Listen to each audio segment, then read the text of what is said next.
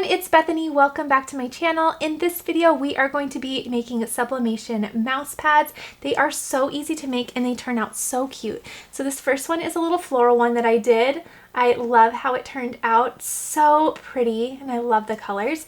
And then the second one I did was a really pretty light pink gingham. This turned out so pretty as well, and I am so impressed with the results. So as a reminder, this is a sublimation project, so you will need a sublimation printer to do this project. I will be sure to link in the description box below this video the sublimation printer that I use and the ink that I use, as well as the little sublimation blanks that I have. So you cannot just use any mouse pad, you'll want to make sure that it is a sublimation mouse pad. Okay, these are so easy to do. Be sure to start off this video by giving it a thumbs up, and let's go ahead and hop into the tutorial.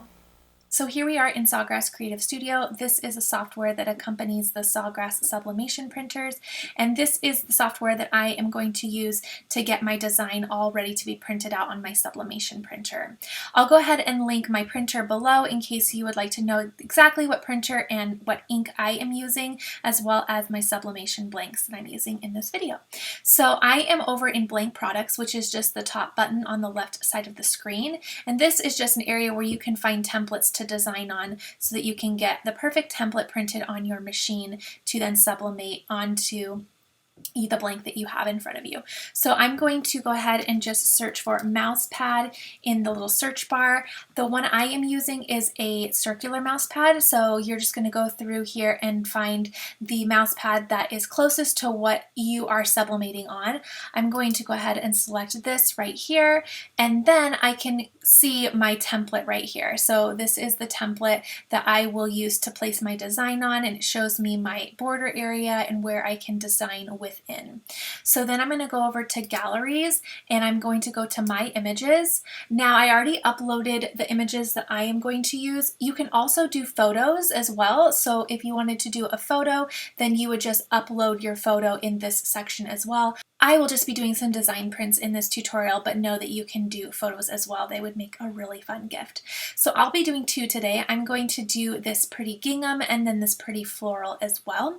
And so what you're going to do, again, you're just upload those right here by clicking upload. I purchased both of these from design bundles, and I'll be sure to link them in the description box below in case you'd like to purchase them as well. They came in a bundle, so there are more than the two that you see here. And then I'll go ahead and just select the first one that I want to use just by clicking on it, and you can see that it fills the screen here.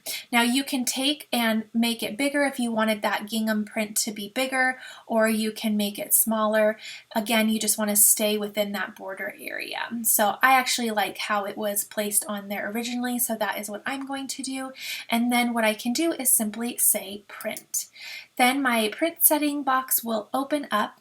It's going to print on my Sawgrass SG500, and then it's going to mirror my image automatically. Now for an image like this or the next one we're using, mirroring really doesn't matter because it doesn't have any text on it or it's not a photo, but it does automatically mirror it, and we're just going to leave that on. The product that we're using is mousepad, so I really like that it takes into consideration what you're actually sublimating on. It's one of my favorite things about investing in the Sawgrass for sublimation is it actually takes into consideration as it's printing what the sublimation material is going to be or your substrate will be. And then I am going to use the text print R, so I'm just going to change that to text print R in the paper section. For color and quality, I have high quality photographic, and then I can go ahead and say print. So it has successfully queued my print. I can say OK. And once it has successfully queued it, I can go ahead and start on my next one. So then I can go ahead and select my floral, and then it automatically puts that on there. Again, you can use the sizing to make it bigger or smaller if you want the floral print to be bigger or smaller on there. Again, you wouldn't want to go any smaller because it is going to then make it so it doesn't fit on the template, but you certainly could go bigger if that's the look you're going for. Again, I like how it looks just like this. So now I'm going to go ahead and say print. So it's super easy. On here, I can go ahead and just follow the exact same things that I did last time. It already has my text print R loaded because I already changed it for my last one, so we are all set to go, and I can say print. Okay, it successfully queued that print as well, so I'll say okay. Okay, and so then I opened up my print manager and it has it all loaded. So as you can see, this says page 1 of 2. If I click this little arrow to the right, you'll see my second print. So it will print out on 2 pages and I am all ready to go. So now I can simply say print and both of them will be printed out on my Sublimation printer. Okay, so I have everything ready. I'm going to use my Cricut EasyPress 2 to do this. You can also use a heat press, and I have my heat press mat as well as a piece of cardstock right here. I'm just going to take my first sublimation print and place it on top of that cardstock really quick, and then the directions say, and I just am using the directions that came with my mouse pads, but it says just to hover the transfer under the heat for just about 10 seconds. So I'm not touching it, I'm just hovering over it. So I have about 2 inches above that transfer. I'm just hovering over it, and it's saying just to dry off any excess moisture. So I'm just hovering, again, not placing it on top. It will ruin your press, but just hover over. Okay, and then what I'm going to do is I'm going to grab some butcher paper. So then I'm going to put a piece of butcher paper on top of my cardstock. This is just going to protect my mat so that if any ink bleeds, then it doesn't bleed onto my mat and ruin my mat.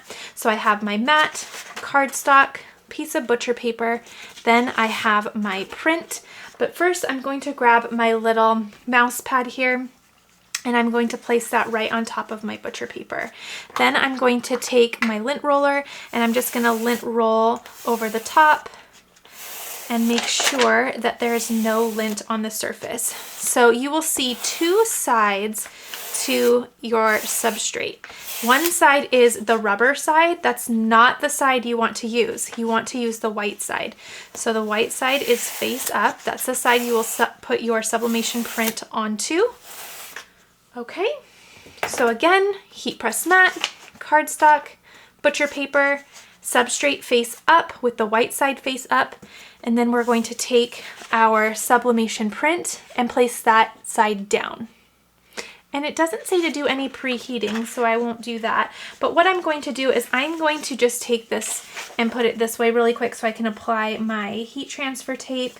And as you'll see, it's hard to see, but the prints actually print really faded, but that's okay. They will brighten up once they are sublimated. But as you can see, you will find that there's a border around the actual mouse pad, which is great. They give you a little bit of bleed. So I'm going to turn that over just for a moment. That way I can apply some heat transfer or heat resistant tape. Now, if you are going to use tape to secure your substrate and your sublimation print together, then you want to make sure that it is a heat resistant tape so that you don't ruin your press. Okay, so I have my heat resistant tape, and all that is doing is making sure that my design does not shift during pressing. That way it won't smudge or ghost. And then again, I'm placing that the other side up. So then we flipped that over. Again, the only reason I flipped that over was just so I could really see as I was lining it up. And then we have that face down. Okay, now I'm going to get another piece of butcher paper, and I am going to place that right on top. And then I'm going to take my press. Now, once you place your press on top, there's no movement. You do not want to move it at all or it will ruin the design. It could smudge it or smear it, give it a ghost look. You want to make sure you keep it as still as possible. So when you bring it over, you're going to go over and then go down and don't move. And then I'm going to press go. I'm doing 400 degrees for 60 seconds. And again, I'm not moving at all. It says that it is light pressure. So I'm just placing a hand on it, and you want to make sure that you cover your entire project with your press because you're only going to press one time. Okay, so we have about 3 seconds left. Again, no shifting when you pull up the press.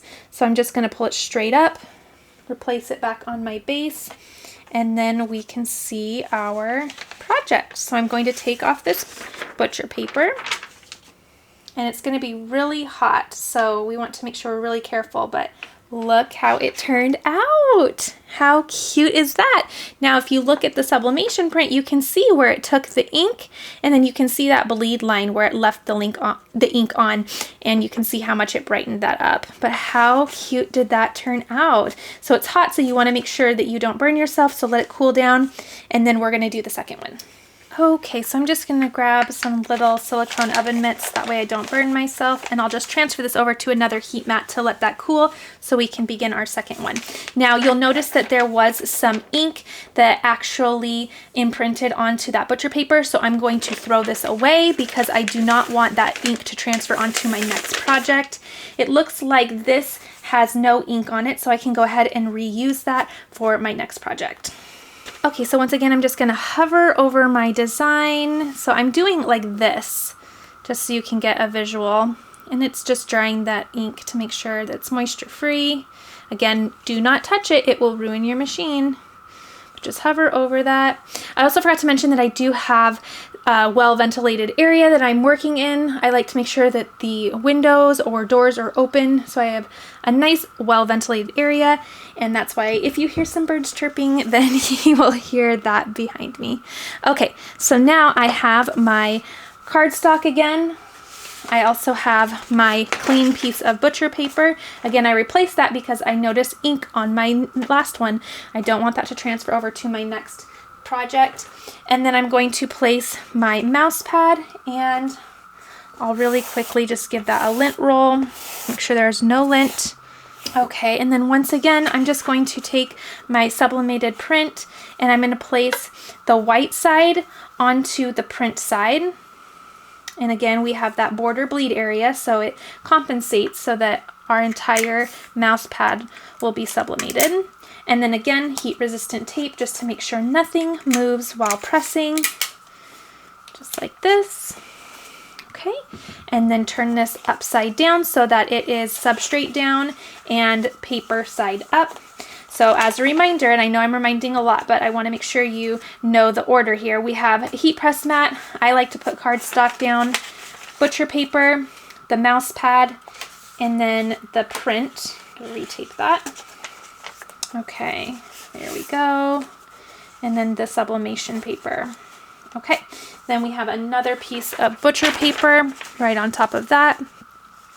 And then we're going to press that for the same time. So 400 degrees for 60 seconds with no movement and light pressure. Okay, all done. Again, bringing that straight up, and we can put that on the base again. And then we can remove our butcher paper, and we can remove our sublimation paper. Ooh, that one is so cute. Oh my gosh, I love that. So pretty.